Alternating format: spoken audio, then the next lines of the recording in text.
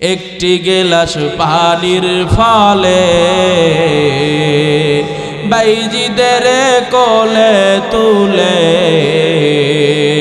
হাত তুলে মা বলে বাইজিদকে ওলি বানাও। মায়ের দোয়া লও হে মুমিন, মায়ের দোয়া লও, বাবার দোয়া লও হে মুমিন, বাবার দোয়া লও। বিপদে পড়বে না তুমি যখন যেথায় যাও, বিপদে পড়বে না তুমি যখন যেথায় যাও।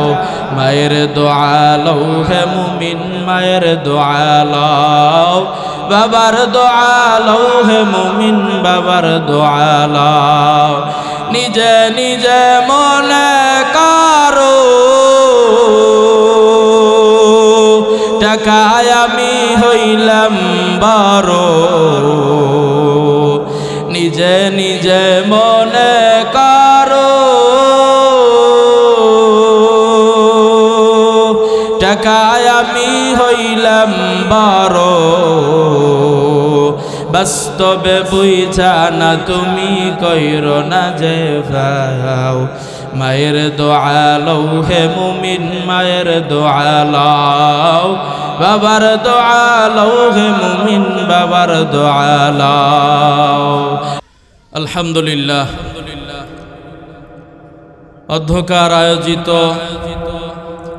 দক্ষিণ জাগুয়া বাইতুল আমান জামে মসজিদ ও এলাকাবাসীর উদ্যোগে ৮ মহাবার্ষিক ওয়াজ মাহফিল ও হালকায় জিকিরের সম্মানিত সভাপতি, প্রধান অতিথি, বিশেষ অতিথিবৃন্দ, দূর দূরান্ত থেকে আগত দিন প্রিয়, ইসলাম প্রিয়, মর্দে মুজাহিদ, আল্লাহ রাব্বুল আলামিনের আশিকিন, জাকিরিন, শাকিরিন, মুহিব্বিন, মুরব্বিয়ান আযম, কলিজার টুকরা সমবয়সী বন্ধুগণ, স্নেহের ছোট ভাই, পর্দার আড়ালে অবস্থানরত শ্রদ্ধা সম্মানিতা মা ও বোনেরা, আল্লাহ রাব্বুল আলামিনের দরবারে হাজারো লাখ কোটি শুকর ও সুজুদ।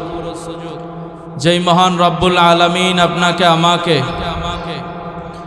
এই ফিতনায় ফাসাদের জবানায় কোরআন ও সুন্নাহর ভিত্তিতে সহি তরিকায় দিনী এক মজমায় তথা বেহেশতের বাগানে আসার মতো, বসার মতো, কিছু কথা বলার ও শোনার মতো যে তৌফিক আল্লাহ রাব্বুল আলামিন দান করলেন, শুকরিয়া আদায়ার্থে অন্তরস্থল থেকে জবান খুলে ইখলাসের সাথে সকলেই একবার কালিমাতুশ শুকুর আদায় করে বলি আলহামদুলিল্লাহ। ইমানদারের ইমান যত মজবুত হয়, ইমানদারের মধ্য থেকে আল্লাহকে রাজি খুশি করার আওয়াজও তত মজবুত হয়। জোরে বলি আলহামদুলিল্লাহ।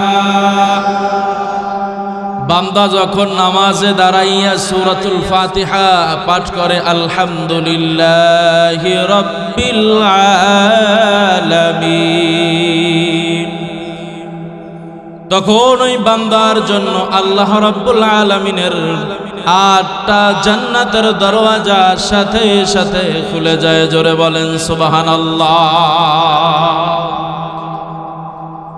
আপনি আমি এই মাহফিল, এই মজমা, এই বেহেশতের বাগানে আসতে পেরে, বসতে পেরে খুশি না বেজা? মহান রবকে রাজি খুশি করার উদ্দেশ্যে আবার আমরা জোরে সোরে পড়ি আলহামদুলিল্লাহ। আল্লাহর নবী, বিশ্ব নবী, রহমাতুল্লিল আলামিন, শ্রেষ্ঠ নবী, মহানবী,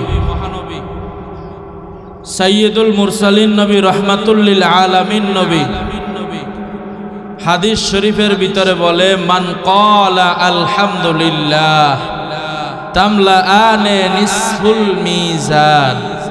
বান্দা যখন আল্লাহকে রাজি খুশি করার জন্য আলহামদুলিল্লাহ জবানের ভিতরে উচ্চারণ করে, এর সওয়াব আল্লাহ নিজ জিম্মায় সংরক্ষণ করে রাখে। কিয়ামতের ময়দানে এই আলহামদুলিল্লাহর সওয়াব নিসফে মিজান, মিজানের অর্ধেক পালা ভারী করে দিবে। জোরে বলেন সুবহানাল্লাহ।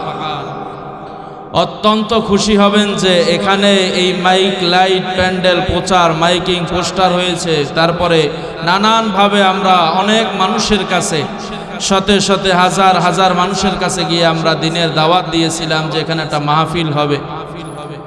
মানুষ শুনছে, শোনার পরেও আল্লাহ রাব্বুল আলামিন সকলকে এই মাজমার জন্য কবুল করে।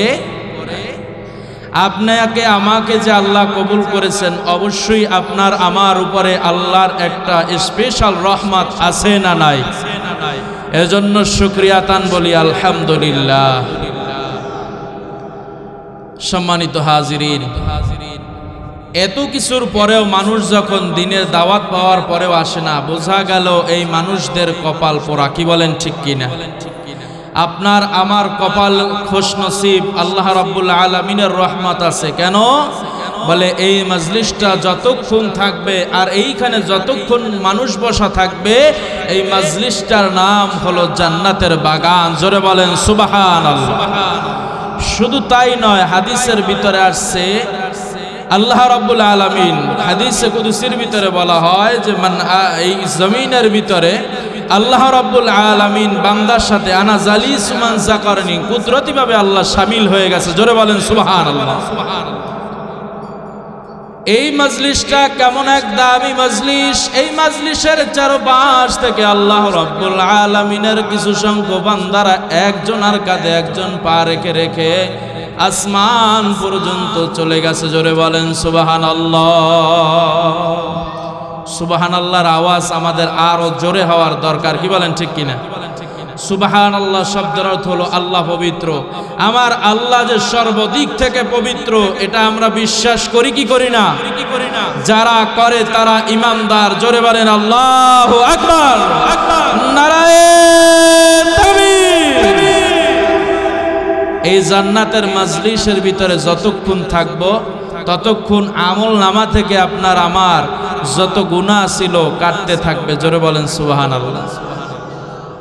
আল্লাহ রাব্বুল আলামিন ফেরেশতাদেরকে সাক্ষী রেখে বলে, ও ফেরেশতারা, এই মজলিসের মধ্যে যত বান্দারা বসা আছে, এই সমস্ত বান্দাদেরকে আমি আল্লাহ মাফ করে দিলাম। জোরে বলেন সুবহানাল্লাহ।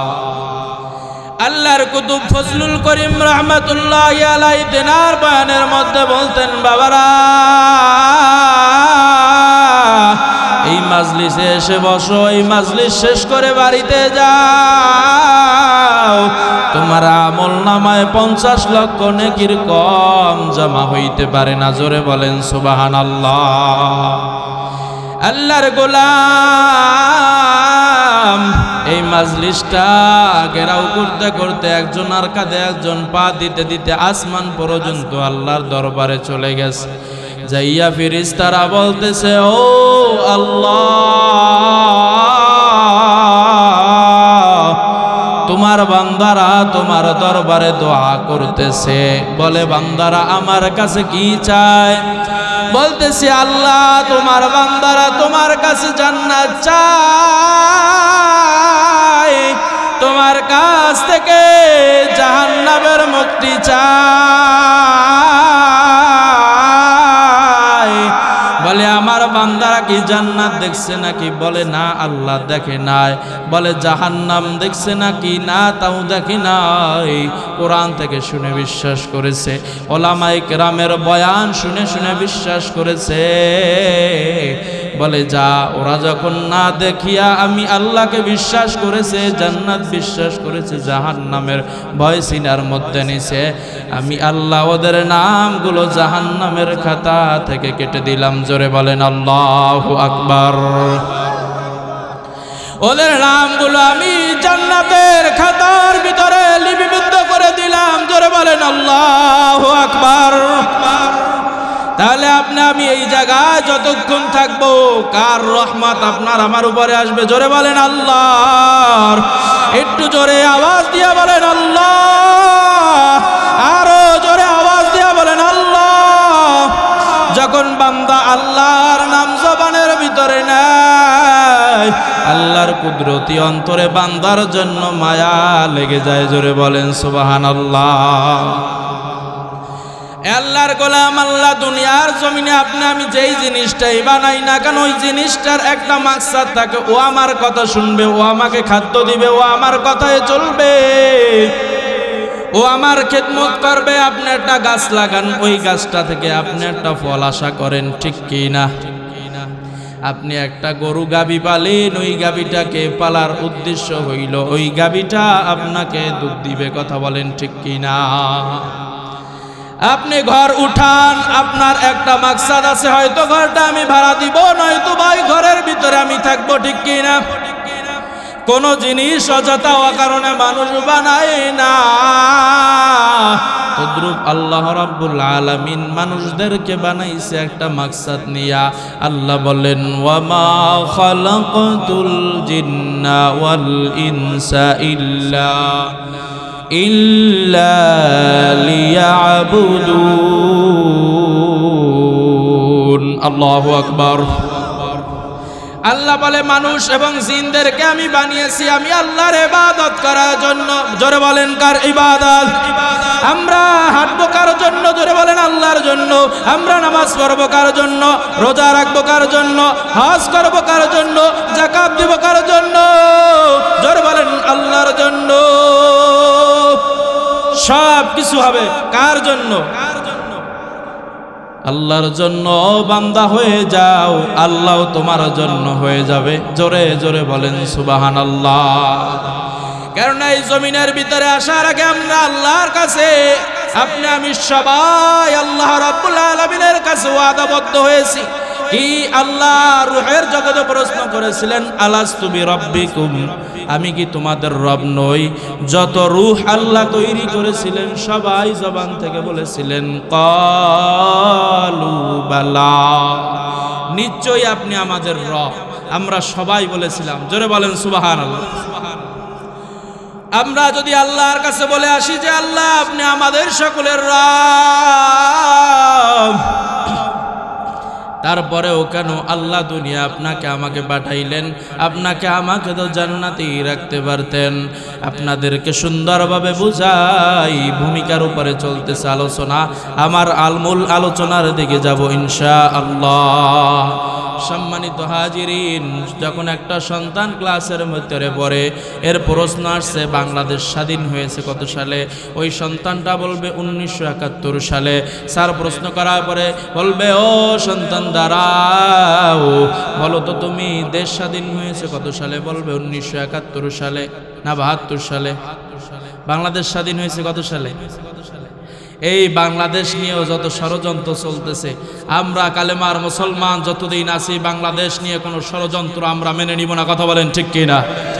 কেননা এই বাংলাদেশে 60 আউলিয়া আছে, এই বাংলাদেশে শাহপরান আছে, শাহজালাল আছে, মুজাররেদ ইয়ামানি আছে, এই দেশের ভিতরে সৈয়দ ফজলুল করিম আছে, এই দেশের ভিতরে সৈয়দ ইসহাক আছে, এই দেশের ভিতরে আহমদ শফি আছে, এই দেশের ভিতরে জুনায়েদ বাবুনগরী আছে, এই দেশের ভিতরে আছে মুফতি আমিনী, এই জমিনের ভিতরে আছে আজিজুল হক, এই জমিনের ভিতরে আছে কায়েস সাহেব, এই জমিনের ভিতরে আছে সারসিনার হযরত। সেই জমিনে কোনো নাস্তিক্য মতবাদ বাংলাদেশে কায়েম হতে দেওয়া হবে না, ঠিক কিনা?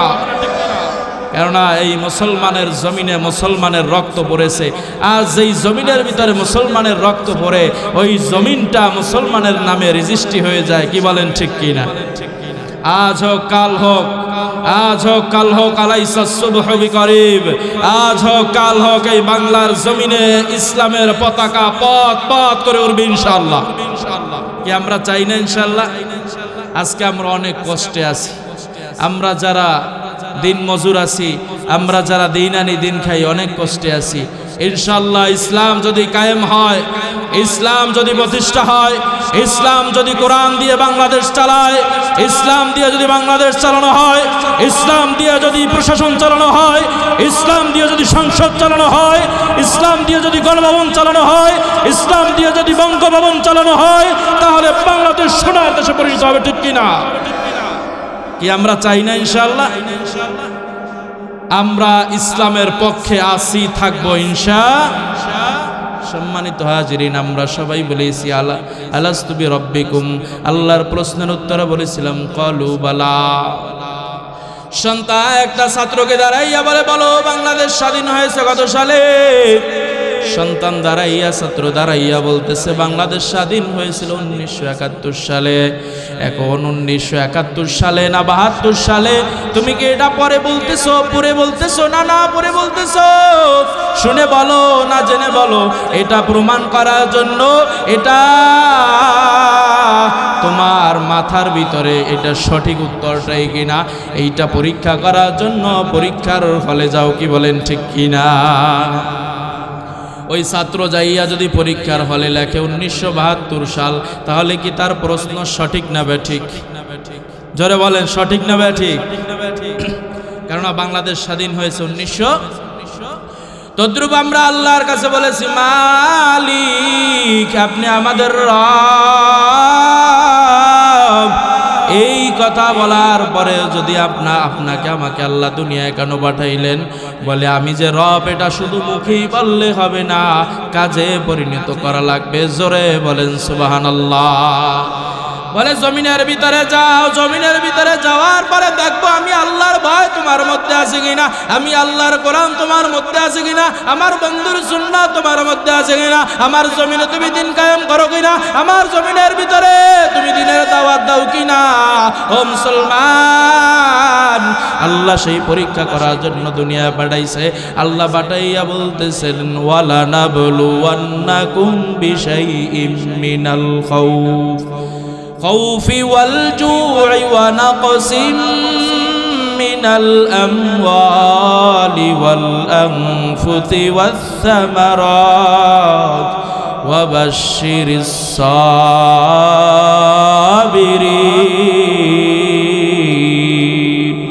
আল্লাহ বলতেছেন, যাও তোমাদেরকে দুনিয়ার জমিনে ওয়ালা নাবলুওয়ান্নাকুম বিশাইইম মিনাল খাউফ, আমি আল্লাহ তোমাদেরকে পরীক্ষা করব ভয় দেখাইয়া। 2 নম্বরে বলে ওয়াল জু, কোথা দিয়া আমি আল্লাহ পর্যায়ক্রমে তোমাদেরকে পরীক্ষা করে করে দেখব তোমরা যে প্রতিজ্ঞাবদ্ধ হয়েছিলা, তোমরা স্বীকার করেছিলা যে আপনি আমাদের রব, এটা কি তোমরা মুখে বললা না, কাজে পরিণত করলা? এজন্যই আল্লাহ আপনাকে আমাকে দুনিয়ায় পাঠাইছে। আমরা যতদিন থাকবো কার গোলামি করব? জোরে বলেন আল্লাহ। যতদিন আমরা দুনিয়ায় থাকবো কার কদমে সাজদা করব? জোরে বলেন আল্লাহর। শাহাদাত আঙ্গুল হাত থেকে উঠাইয়া বলেন আল্লাহর। কেননা এই জমিনের ভিতরে আমার আল্লাহ তাকাইয়া আছে। জোরে বলেন আল্লাহর। নারায়ে তাকবীর, আরো জোরে নারায়ে তাকবীর। আল্লাহর গোলাম, আমি আল্লাহর কোরআন থেকে একখানা আয়াত তেলাওয়াত করেছি, রাসূলের অমীয় বাণী থেকে একখানা হাদিসে কারিমা আমি পাঠ করেছি। উক্ত আয়াত ও হাদিসের সমন্বয়ে এখন কিছু কথা বলতে চাই। যদি আপনারা সময় দেন ইনশাআল্লাহ বলবো। জোরে বলেন ইনশাআল্লাহ। এখানে বসছি বাজান, এমন কোনো চালান নাই, এমন কোনো এলেম নাই যে আপনাদের সম্মুখে আমি এমন কোনো কথা বলবো। তবে হ্যাঁ, 2টা জিনিস আমার পিছনে আছে। 1 নম্বরটা হইল আল্লাহর রহমত, 2 নম্বরে মাতা পিতা মুরব্বীদের দোয়া। এই 2টা জিনিস যদি কোনো বান্দার উপরে থাকে, আল্লাহ রাব্বুল আলামিন তার পথ চলা সহজ করে দেয়। জোরে বলেন সুবহানাল্লাহ। এই মাজলিসে আপনি আমি আসছি, বসছি, এজন্য খুশি না বেজার? জোরে বলেন আলহামদুলিল্লাহ। আরো জোরে আওয়াজ দিয়ে বলেন আল্লাহু আকবার। আমি আল্লাহর কোরআন থেকে একটু তেলাওয়াত করব, আপনারা অন্তর দিয়া সিনার ভিতরে ধাক্কা দিয়াই কোরআনের তেলাওয়াত শুনিয়ে একটু আল্লাহু আকবার বলবেন। রাজি আছেননি?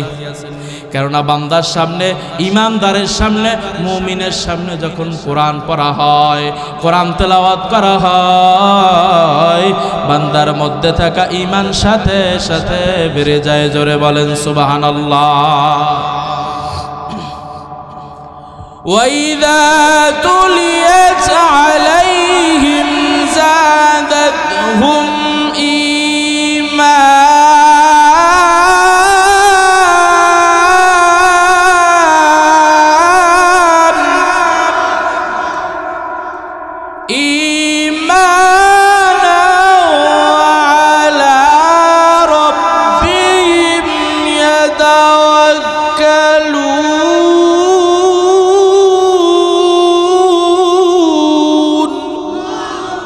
বান্দার সামনে যখন কোরআন পড়া হয়, বান্দার মধ্যে থাকা ঈমান আল্লাহর রহমতে বেড়ে যায়। জোরে বলেন আল্লাহু আকবার। বান্দা যখন কোরআনের তাকবীর দেয়, আল্লাহ বড় সাক্ষী দেয়। আল্লাহ বলে ওই বান্দার মধ্যে থাকা ঈমান সাথে সাথে বেড়ে যায়। আল্লাহু আকবার। আমি কোরআন থেকে তেলাওয়াত করেছি বাজান, কেননা এই সমাজের ভিতরে চলে দেখলাম আজকে সবচেয়ে অবহেলিত হইতেছে এই জেনারেশনের কাছে মাতা পিতা। কি বলেন ঠিক কি না? সন্তানেরে পড়াইয়া লেখাইয়া মানুষ করিয়া টাকাওয়ালা বানাইয়া এমন করিয়া দিছে, সন্তান এখন মাতা পিতারে ভুলিয়া 5 তলায় থাকে, 10 তলায় থাকে, গাছতলার মাতা পিতার খবর নেয় না। কথা বলেন ঠিক কি না? আল্লাহর কোরআন থেকে আল্লাহর গোলাম তেলাওয়াত করেছিলাম সূরা বনী ইসরাঈলের 23 নং আয়াত। আল্লাহ বলতেছেন, وَقَضَى رَبُّكَ أَلَّا تَعْبُدُوا إِلَّا إِيَّاهُ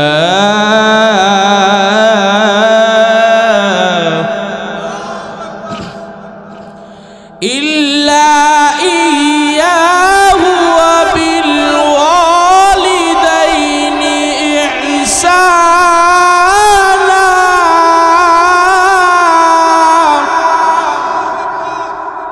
আল্লাহ রাব্বুল আলামিন বলে, বান্দা 1 নাম্বার হুকুম হইল আমি আল্লাহর গোলামি করো। জোরে বলেন কার গোলামি? আরো জোরে বলেন কার গোলামি? 2 নাম্বার হুকুম দিয়া দিলেন আল্লাহ আয়াতের মধ্যে, যদি মাতা পিতা থাকে মাতা পিতার সাথে সৎ আচরণ করো, তাদের খেদমত করো। জোরে বলেন আল্লাহু আকবার। আল্লাহ রাসূলের একটা হাদিস পাঠ করেছি। হাদিস শরীফের ভিতরে আল্লাহ রাসূল সাল্লাল্লাহু আলাইহি ওয়াসাল্লাম বলেন, রিদার রাব্বি ফি রিদাল ওয়ালিদি ওয়া সাখাতুর রাব্বি ফি সাখাতিল ওয়ালিদাইন। আল্লাহর রাসূল সাল্লাল্লাহু আলাইহি ওয়াসাল্লাম বলেন, যেই সন্তানের উপরে মাতা পিতা রাজি খুশি, ওই সন্তানের উপরে আমার আল্লাহ রাজি খুশি। জোরে বলেন সুবহানাল্লাহ। আর যেই সন্তানের উপরে মাতা পিতা নারাজ,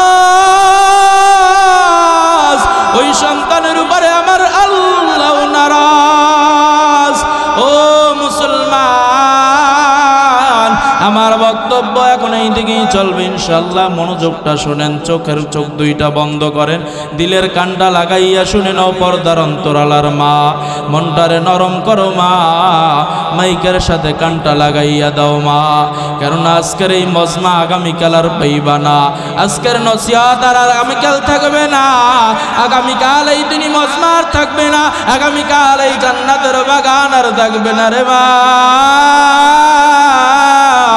ও যুবক ভাই, দোকানে পড়িয়া রইছো, বাড়ির ভিতরে রইছো, মোবাইল টেপো, গাছতলায় বসে নিরালায় বসে গুনাহ করো, কেউ দেখে না। না না, আমার আল্লাহ বলে, আলাম তালাম বিআন্নাল্লাহা ইয়ারা। ও বান্দা, তুই যেই দিকে যাও আমি আল্লাহর চোখ কিন্তু বন্ধ না, আমি আল্লাহ তোর দিকে তাকাইয়া আছি। ও যুবক ভাই, পায়ে হাত দিয়েও বলি রে ভাই, মাহফিল প্যান্ডেলে আয়, ওলামায়ে কেরামের হেদায়েতের বয়ান শোন। দিলটারে বুঝাও, অন্তরে বুঝাইয়া তারপরে কবর ঘরে যাও। কেননা তোমার মতো আমার মতো কত যুবক রাত্রবেলা ঘুমায়, মোবাইল কানে হেডফোন লাগাইয়া ঘুমায়। সকালবেলা যুবকের লাশ দেখা যায় আছে না নাই? ও আল্লাহর বান্দা, ও বৃদ্ধ বাবা, মাহফিল প্যান্ডেলে আসো। এই মাহফিলের মধ্যে যদি তুমি থাকতে পারো, শেষ করে যাইতে পারো ও বাজার, আর যদি এখান থেকে হেদায়েতের নূর নিয়ে যাইতে পারো, আল্লাহ রাব্বুল আলামিন বলে, বান্দা যদি তওবাতুন নাসুহা, একবার তওবা করে যে আল্লাহ গুনাহ করব না, এই দিল যদি বান্দা তৈরি করে নিতে পারে, আর ওই অবস্থায় যদি বান্দার মৃত্যু হয়, আল্লাহ বলে ওর নাম ঠিকানা আমি জান্নাতে পাঠাইয়া দেই। জোরে বলেন সুবহানাল্লাহ, জোরে জিকির করি লা ইলাহা।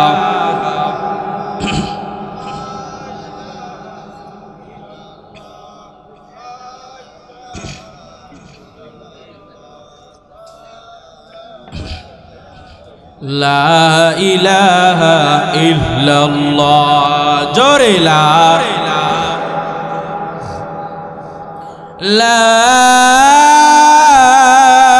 ইলাহা ইল্লাল্লাহ মুহাম্মাদুর রাসূলুল্লাহ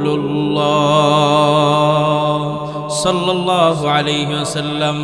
আল্লাহর গোলাম, আল্লাহর কোরআনে আল্লাহ বললেন, তোমরা আমি আল্লাহর গোলামি করো, আমি আল্লাহর বন্দেগী করো, আমি আল্লাহর ইতাআত করো, আমি আল্লাহর কদমে সিজদা করো, আমি আল্লাহর হুকুম পালন করো। 2 নাম্বার হুকুম আল্লাহ করে দিলেন, যদি মাতা পিতা দুনিয়ায় থাকে তাদের সাথে সদাচরণ করো, খিদমত করো। আল্লাহর গোলাম, কোরআন ও হাদিসের ভিতরে আল্লাহ রাব্বুল আলামিন অনেক অর্ডার করেছেন, হুকুম করেছেন।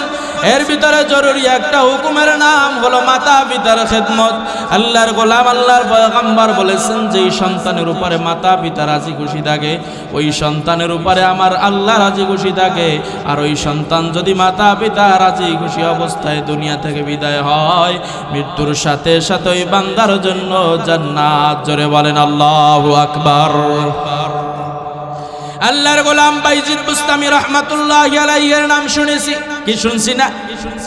বাইজিদ বুস্তামি রহমাতুল্লাহি আলাইহি যুগ শ্রেষ্ঠ একজন ওলি হয়েছিলেন, ওলিয়ে কামেল হয়েছিলেন। একজনার দোয়ায় তিনি হলেন মা। জোরে বলেন তিনি কি? মা দিয়ে মক্কা, মা দিয়ে মদিনা, মা দিয়ে মসজিদ, মা দিয়ে মাদ্রাসা। আর এই মা হইল সবচাইতে মূল্যবান সম্পদ একটা মানুষের। কি বলেন ঠিক কিনা? মায়ের মতন দরদি, মায়ের মতন মায়ার, মায়ের মতন দয়ার কেউ নাই। আল্লাহর গোলাম এই মায়ের খেদমত করে মায়ের সন্তুষ্টি অর্জন করে বাইজিদ বুস্তামি রহমাতুল্লাহি আলাইহি যুগ শ্রেষ্ঠ আলেম হয়েছে, ওলি হয়েছে। জোরে বলেন সুবহানাল্লাহ। বাইজিদ বুস্তামি রহমাতুল্লাহি আলাইহি একদিনে তার মা অসুস্থ অবস্থায় সন্তানকে ডাকলে, বাইজিদ আমি খুব অসুস্থ বাজান, আমার জন্য একটা পেয়ালায় করে একটু পানি নিয়ে আসো, আমি কিছু ঔষধ খাবো। যখন বাইজিদ বুস্তামির মা ডাক দেয়া বললে, বাবা বাইজিদ যা আমার জন্য একটু পানি নিয়ে আয়, আমি একটু পানি খাবো। বাইজিদ বুস্তামি অমনি দৌড় দিয়ে কলসির কাছে চলে গেলেন। যাওয়ার পরে বাইজিদ বুস্তামি রহমাতুল্লাহি আলাইহি দেখতে পেলেন যে কলসির কাছে গিয়ে কলসির ভিতরে পানি নাই।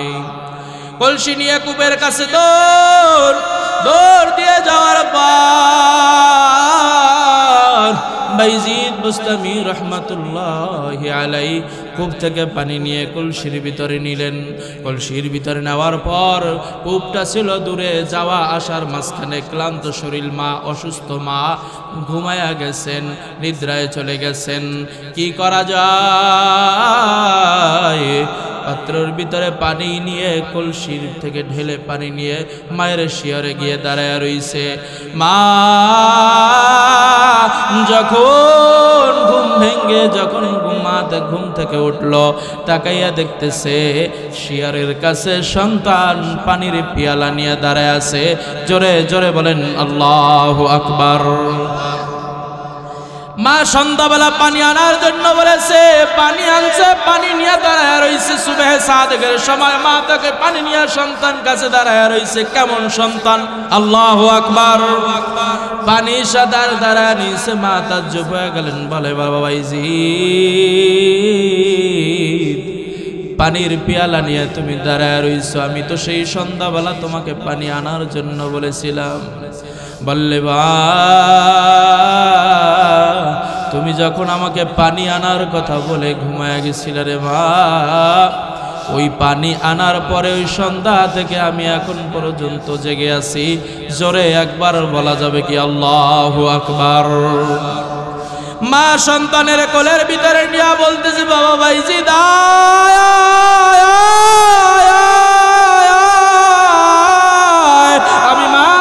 আমি মা তোর জন্য দোয়া করব। আমি মা আজকে হাত উঠাইয়া রবের কাছে দোয়া করব।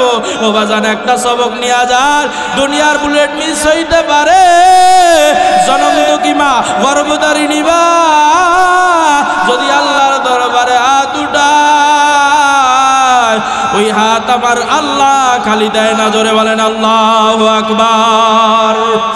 মা কোলের ভিতরে নিয়া হাত উঠাইয়া মালিকের কাছে ফরিয়াদ করলেন।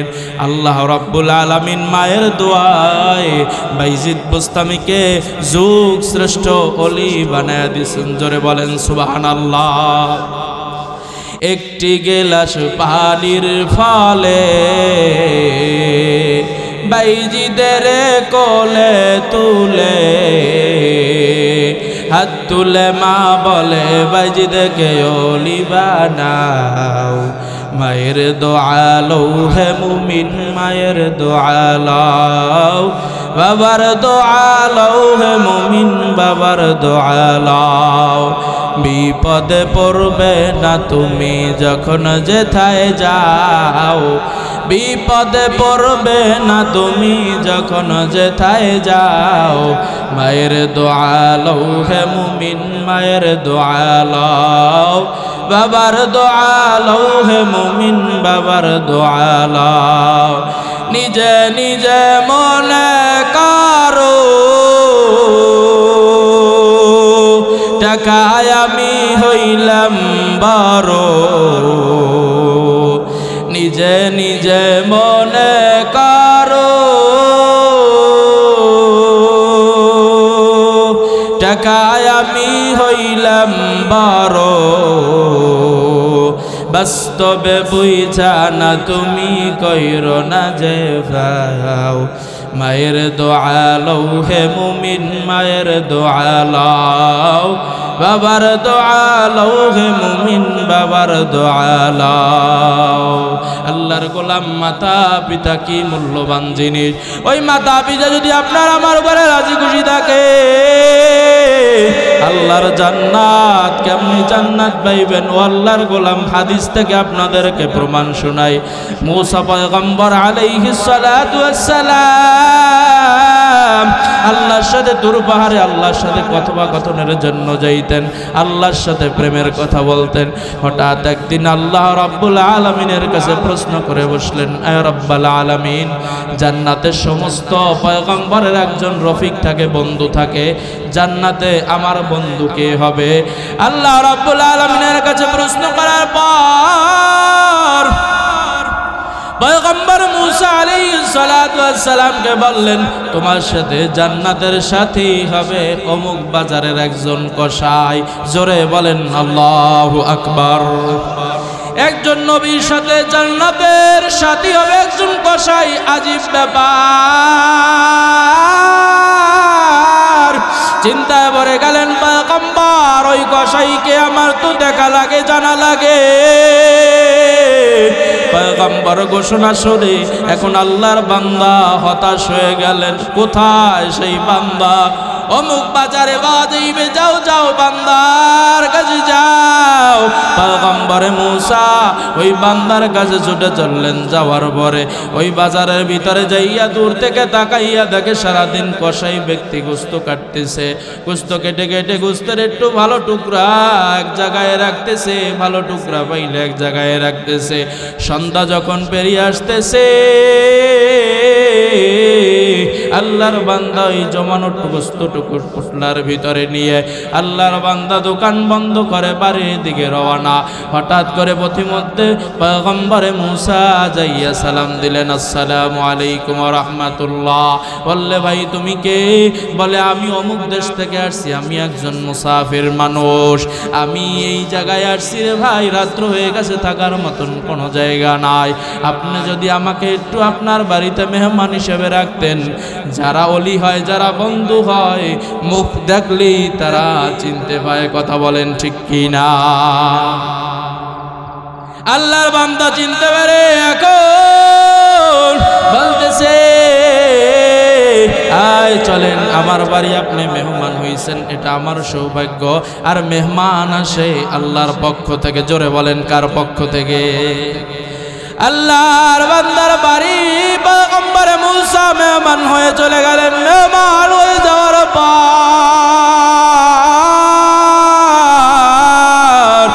রাত্রবেলা দেখতেছে যে গোস্ত দোকান থেকে নিয়েছিল ওই গোস্তগুলো নিজ হাতে ধুইয়া নিজ হাতে পরিষ্কার করিয়া আল্লাহর বান্দা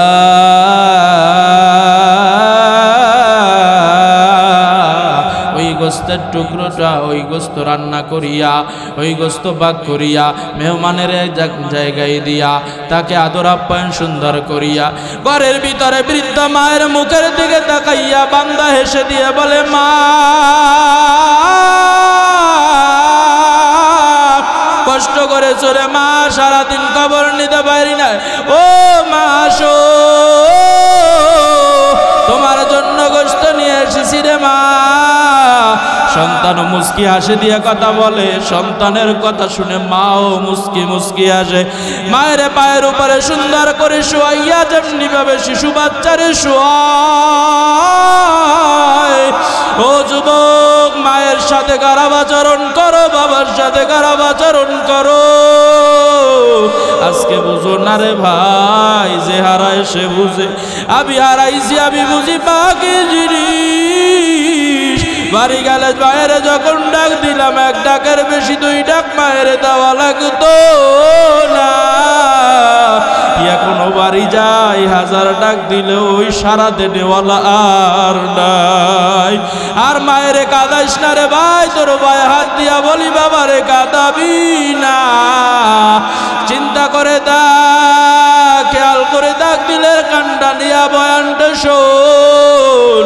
ইসলাহ কর, নিজের পরিবর্তন কর রে যুবক, কারণ আজকে রাতটাও জীবনের শেষ রাত হইতে পারে। ওই আল্লাহর বান্দা তাকাইয়া মায়ের দিকে মুস্কি হাসি তাকায় আর মায়ের মুখে খাবার তুলে দে। আর মা খানা খায় আর বলে, বাজান আমি মা হইয়া দোয়া করলাম জবানার পয়গম্বরের সাথে তুই জান্নাতে থাকবি। জোরে বলেন আল্লাহু আকবার।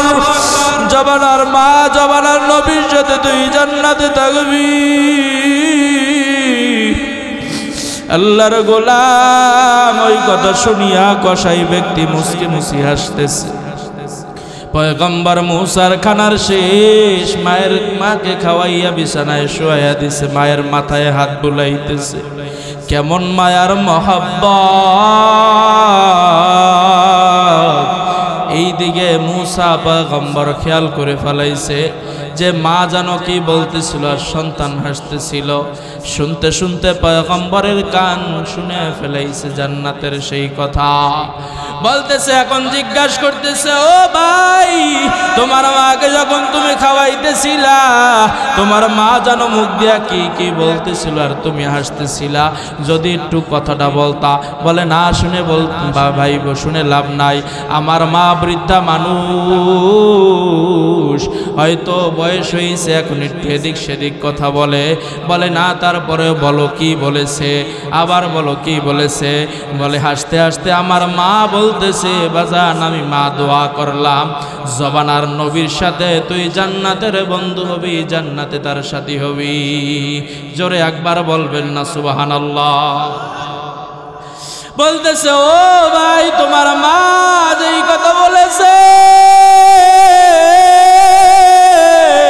ওই কথার ভিতরে সন্দেহ নাই। আমি আল্লাহর কাছে যে প্রশ্ন করেছিলাম, মালিক আমার জান্নাতের বন্ধু কে হবে, আল্লাহ বলেছিলাম বাজারের কসাই ভাই তোমার ঠিকানা পেয়ে তোমার কাছে এসেছি, তুমি আমার জান্নাতের সাথী হবে। আল্লাহর ঘোষণা, এটা শুধু তোমার পাওনা, তোমার মায়ের দোয়ায়। জোরে বলেন আল্লাহু আকবার, আর জোরে বলেন আল্লাহু আকবার। মায়ের দোয়া, ও বাজার খেয়াল করেন, দিলটা লাগাইয়া শোনেন। আর মা যদি নারাজ হয় কোনোদিন জান্নাতের আশা করা যায় না, এমনকি কালেমাও নসিব হবে না। আল্লাহ আল্লাহর নবীর একজন সাহাবী আলকামা রাদিয়াল্লাহু তাআলা আনহু মৃত্যুর সাখরাতুল মাউত, মৃত্যুর যন্ত্রণা শুরু হয়ে গেছে। নবীর কানে পৌঁছাইল আলকামা দুনিয়া থেকে বিদায় হবে, তার অবস্থা ভালো না। নবী আমার শুনে তিনজন প্রতিনিধি সাহাবী পাঠাইয়া দেয়, ও সাহাবায়ে কিরাম যাও যাও গিয়া আমার আলকামাকে তুমি কালেমার তালকিন দিয়ে আসো। বেলাল সহ আর দুইজন সাহাবী চলে আসলো। আসার পরে বেলাল রাদিয়াল্লাহু তাআলা আনহু কালেমার তালকিন দিতেছে, কিন্তু জবান থেকে কালেমা বের হয় না। বারবার কালেমার তালকিন দেয়, কালেমা জবান থেকে বের হয় না। একের পরে এক নবীর কাছে চলে গেলেন, ও পয়গম্বর, এই আলকামাকে বারবার কালেমার তালকিন দেই, কিন্তু কালেমা তার জবান থেকে উচ্চারণ হয় না। তার কি অবস্থা? তিনি তো একজন ইমানদার সাহাবী, তিনি তো একজন ভালো সাহাবী, আপনার অনেক কাছের সাহাবী।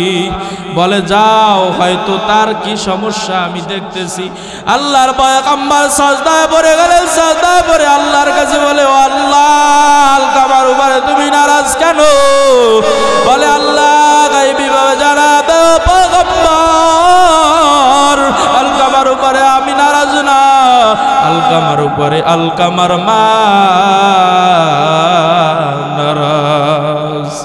যতক্ষণ পর্যন্ত আলকামার উপরে আলকামার মা খুশি না হবে, ততক্ষণ পর্যন্ত আলকামার জবান থেকে কালেমা চলবে না। ও আল্লাহর গোলাম পয়গম্বর এখন চিন্তা বিবর আলকামার মাকে ডাকলেন। আলকামার মা আসলেন, ইয়া রাসূলুল্লাহ, আমার জান ও মাল কুরবান হোক, আপনার রাস্তায় আমি হাজির হয়েছি। পয়গম্বর বলুন কি? আল্লাহর রাসূল বললেন, তুমি আলকামার উপরে কেন নারাজ? তুমি আলকামাকে ক্ষমা করে দাও। বলে, না ওরে আমি ক্ষমা করব না, ও আমার সাথে খারাপ আচরণ করেছে, ও বউয়ের কথা শুনেছে। ও আল্লাহর গোলাম, এই জমানায় বউয়ের কান কথা শুনিয়া মায়ের গায়ে হাত দেয় এমন সন্তান আছে না নাই? আরো জোরে বলেন, আছে না নাই? ও আল্লাহর গোলাম, মায়ের গায়ে হাত দেয়, মায়ের দূরে সরাইয়া দেয়, মায়ের সাথে খারাপ আচরণ করে, এমন কুলাঙ্গার সন্তান বাংলায় আছে না নাই? আল্লাহর গোলাম আলকামার মায়েকে বলতেছে, ও আলকামার মা, তুমি যদি ক্ষমা না করো, আলকামার ক্ষমার আর পথ নাই।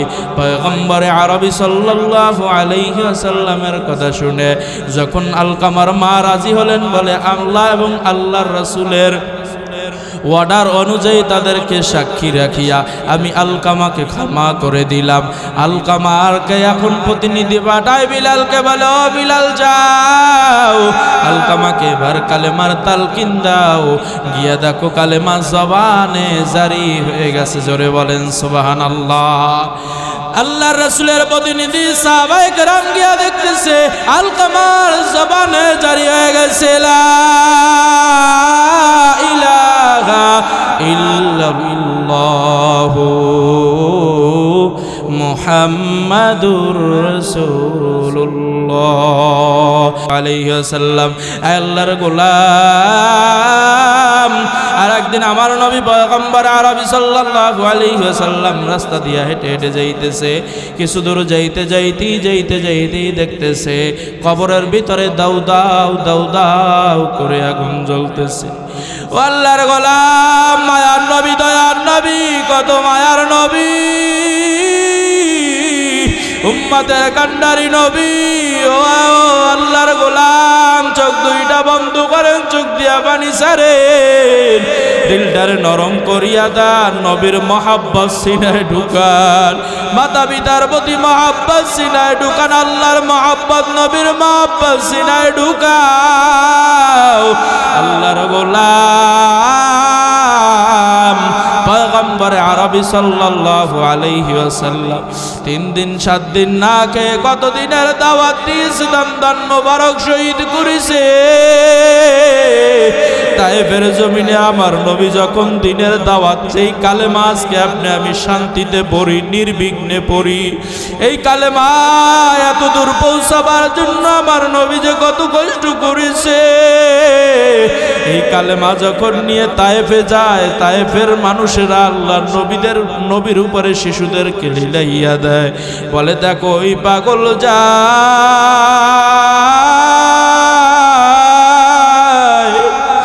এই কথা যখন ছোট ছোট বাচ্চাদের দিকে বলতেছে, ছোট ছোট বাচ্চারা আরবের সেই ধারালো পাথর, শক্তিশালী পাথর, মজবুত পাথর হাতে নিয়া, হাদিসের মধ্যে লেখে বৃষ্টির মতো পাথরগুলি নবীর শরীরে মারে। একদিন নবী গোসলখানায় যখন গোসল করতেছে, মা আয়েশা রাদিয়াল্লাহু তাআলা আনহা প্রশ্ন করে, ইয়া রাসূলুল্লাহ, ইয়া হাবিবাল্লাহ, আপনার কি কোনোদিন বসন্ত হয়েছিল? আল্লাহর নবী চোখের পানি ছেড়ে দিয়া বলে, ও বিবি, আমার শরীরে পোকা মাছি পড়া হারাম, কোন গোটা বিচি ওটা আমার শরীরে হারাম। বলে এই ক্ষত ক্ষত দাগ কিসের? বলে কালেমার দাওয়াত দিয়ে যখন আমি তায়েফে গিয়েছিলাম, ওই তায়েফের মানুষেরা আমারে পাগল বলে পাথর মেরেছে। পয়গম্বর যখন ওই জমিনের মধ্যে হাঁটতেছিল, পাথর মারার কারণে নবী আবার জমিনে পড়ে যায়, আবার নবীরে দাঁড় করাইয়া আবার পাথর মারে, আবার পড়ে যায়, আবার পাথর মারে, আবার পড়ে যায়, আবার পাথর মারে। রক্ত জুড়তে জুড়তে পয়গম্বরের শরীর থেকে রক্ত জুড়তে জুড়তে ওই জুতার মোবারক নবীর আটকাইয়া যায়। যেই নবীর পড়লে মাঝামাঝি পড়া হারাম,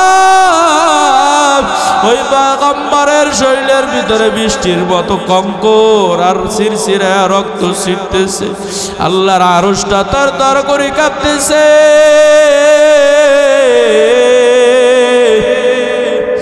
আল্লাহ রাব্বুল আলামিন সহ্য করতে পারে না। জিবরাইল বলে, আল্লাহ আপনি অর্ডার দেন, আমি তায়েফটারে উল্টাইয়া দেই। রাসূলের কাছে আসছে, বলতেছে আল্লাহ বলেছে আপনি অর্ডার পাইলি তায়েফটারে উল্টাইয়া দেব। কেমন মায়ার নবীর উম্মত আমরা, কেমন দয়ার নবীর উম্মত আমরা।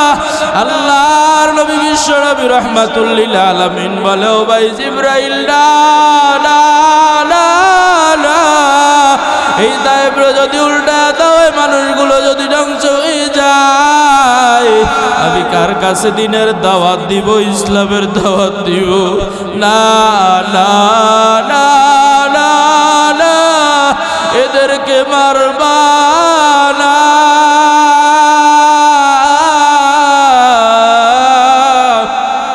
এদেরকে মারবা না। কেমন দয়ার নবী আমার ছিল রে, উম্মতের লাগিয়া দান দান শহীদ করেছে, উম্মতের লাগিয়া দান দান শহীদ করিছে। কেমন মায়ার নবী আমার ছিল রে, ডাকাইয়া পেটে পাথর বাদিছে, না খাইয়া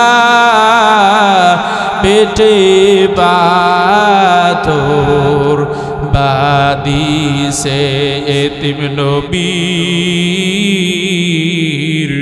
ছিল না যে মাতা পিতা, তাহাও যে কাফেরেরা তারে সারলো না, তাহাও যে কাফেরেরা তারে ছাড়লো না। ও আল্লাহর গোলাম, ওই পয়গম্বর রাস্তা দিয়া চলতেছি, কবরের ভিতরে তারে দাউ দাউ দাউ দাউ করিয়া আগুন জ্বলে।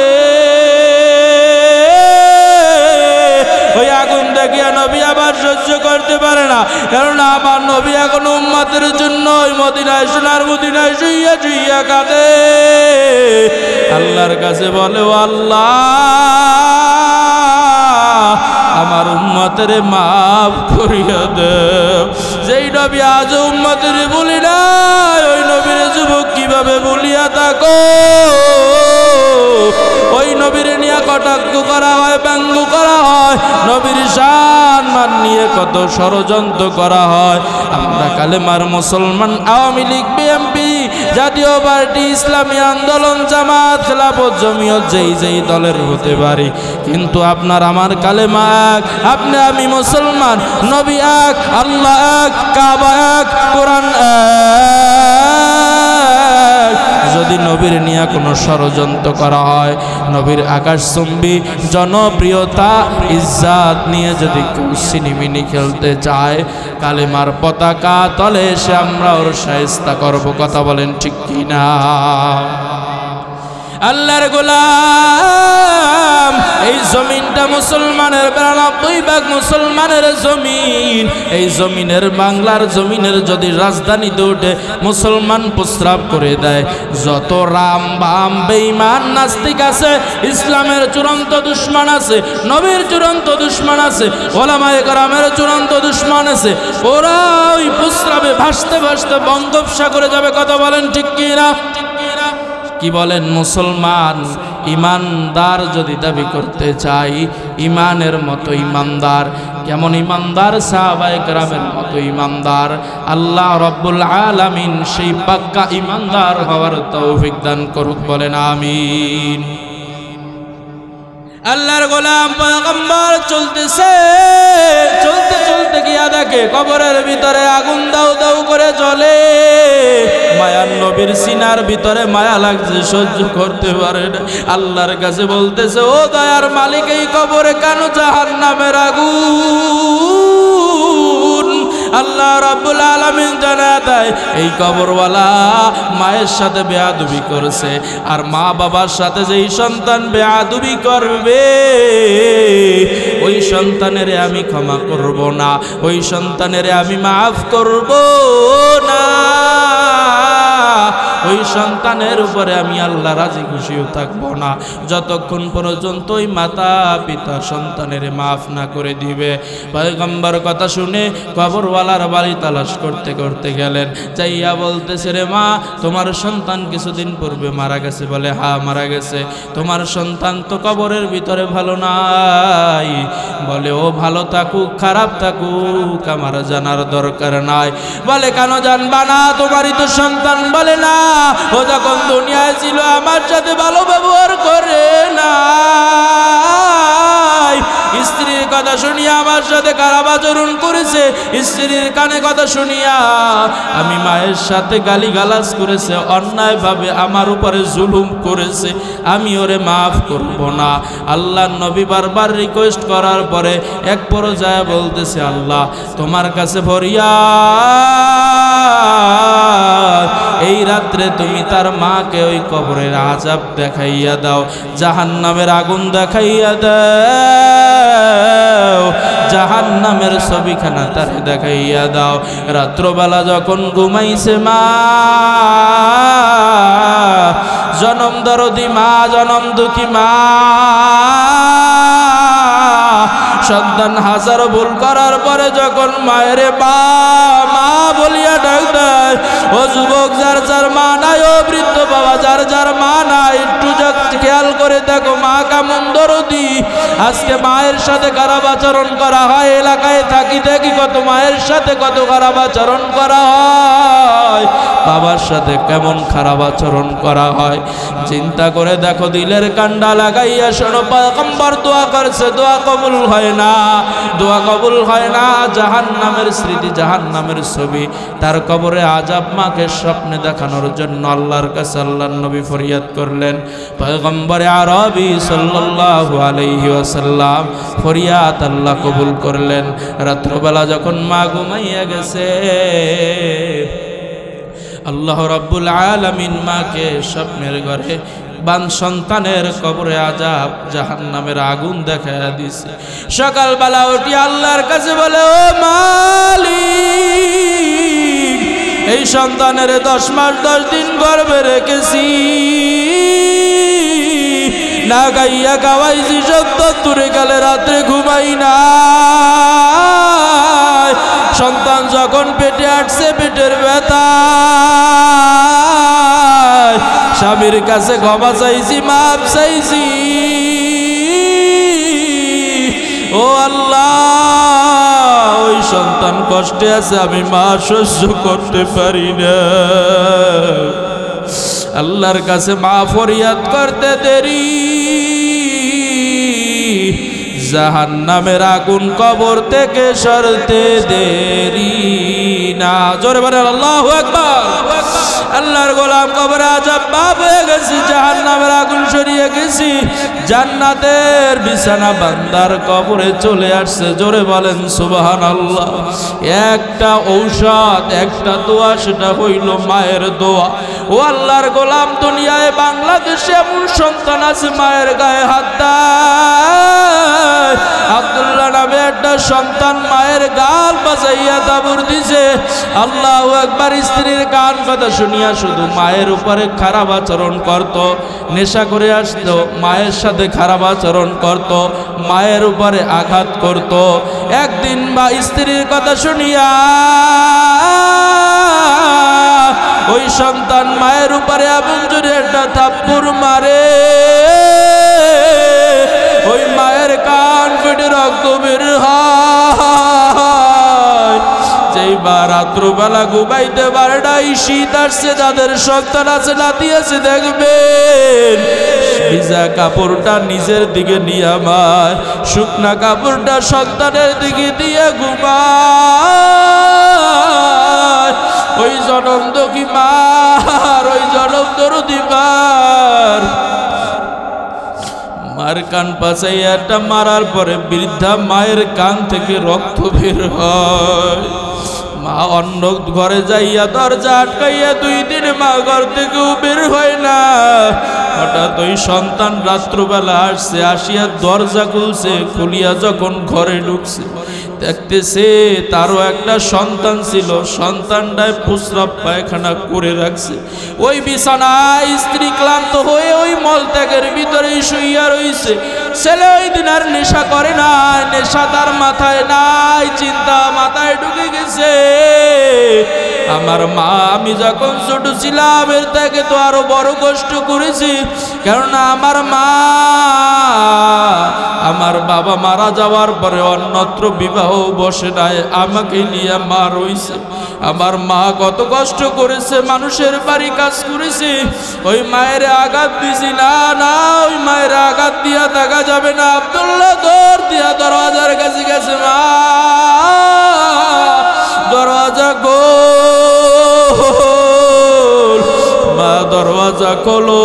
মা ঘর থেকে আওয়াজ দেয়, বাজান আমারে আর মারিস না, গত পরশু দিন আমারে মারছে, ওই ব্যথায় আবার যায় নাই, ওই ব্যথায় আবার মুছি নাই। ও বাজান তোর পাও 2টা ধরি আমারে মারবি না, আমারে মারবি না। বলে না মা, তোমার মারার জন্য আসি নাই। বলে কিসের জন্য? বলে মাপ চাইতে চাই মা।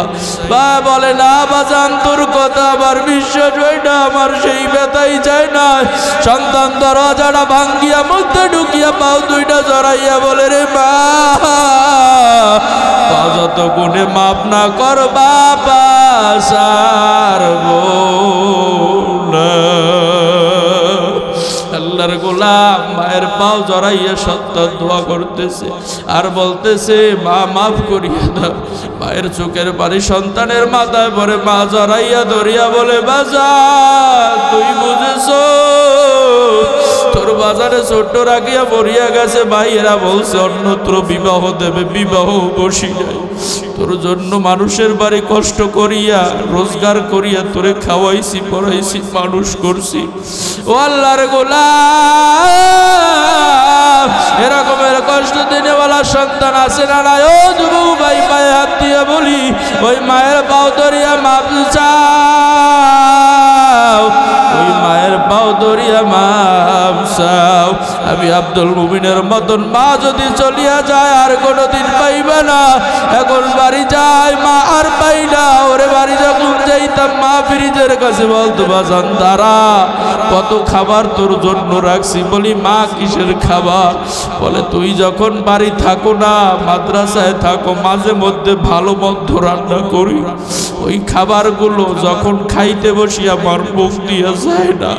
ওই খাবারগুলো আমি খাইতে নিলে আমার মুখ দিয়ে যায় না। ওই খাবারগুলো তোর জন্য রাখার পরে আমি খাই। মাদ্রাসা থেকে যখন বাড়ি থেকে যখন মাদ্রাসায় রওনা করতাম বড় একটা বাড়ির সামনে গাছ আছে দেখতাম মা কিছুক্ষণ গাছের পাশ দিয়া তাকাইয়া রইছে। আবার যখন আড়াল হইতাম আবার মা দেখতাম গাছের অন্য পাশে দাঁড়াইয়া রইছে। জনম দুঃখী মায় যখন বাড়ি যাইতাম জড়াইয়া ধরতে বলতে কালাবানি কেমন আছো? আল্লাহর গোলাম ওই সময় যেই সময় আমার মা মারা গেছে আমি ছাত্র মানুষ ছিলাম, ভালো জিনিস খাওয়াবার ভালো একটা কাপড় কিনিয়া দেওয়ার মতন শক্তি আমার ছিল না।